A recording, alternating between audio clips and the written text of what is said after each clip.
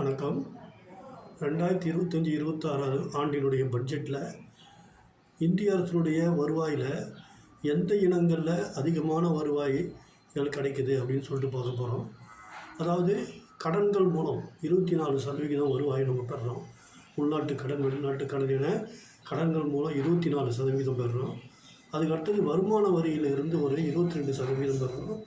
ஜிஎஸ்டியிலேருந்து 18% பெறுறோம். நிறுவனங்கள் மீதான வரி ஒரு 17% பெறுறோம்.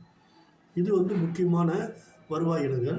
இதை தவிர்த்து வரி இல்லா வருவாய் ஒரு 9%, சுங்க வரி ஒரு 4%, அதுக்கப்புறம் மூலதன வருவாய்கள் 1% என சிறு அளவிலான வருவாய் இனங்கள் உள்ளது.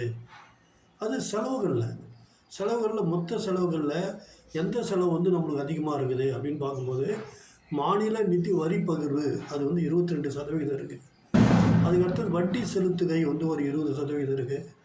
அதுக்கடுத்தது மத்திய அரசு திட்டங்கள் இதுக்கு ஒரு 16% இருக்குது. அதுக்கப்புறம் மத்திய அரசுடைய ஆணையங்களுக்கு நிதி மாற்றுகை ஒரு 8%. அப்புறம் மத்திய அரசு சிறப்பு திட்டங்களுக்கு 8%, பாதுகாப்புக்கு 8%, மானியங்களுக்கு 8%, ஓய்வூதியத்துக்கு 4% என வருமானங்கள் செலவினங்கள் பிரித்து தரப்படுது. அப்போ அதிகமான செலவினம் எது அப்படின்னு பார்க்கும்போது நம்ம மாநில அரசுகளுக்கான வரி பங்கீடு தான் அதிகமாக இருக்குது. இது 22%. அதுக்கு அடுத்ததான் வட்டி செலுத்துகை இருக்குது. அதுக்கு அடுத்தது மத்திய அரசுடைய திட்டங்கள் 16% இருக்குது. இதுதான் அதாவது மத்திய அரசினுடைய பட்ஜெட்டில் காணப்படக்கூடிய முக்கியமான விஷயங்கள்.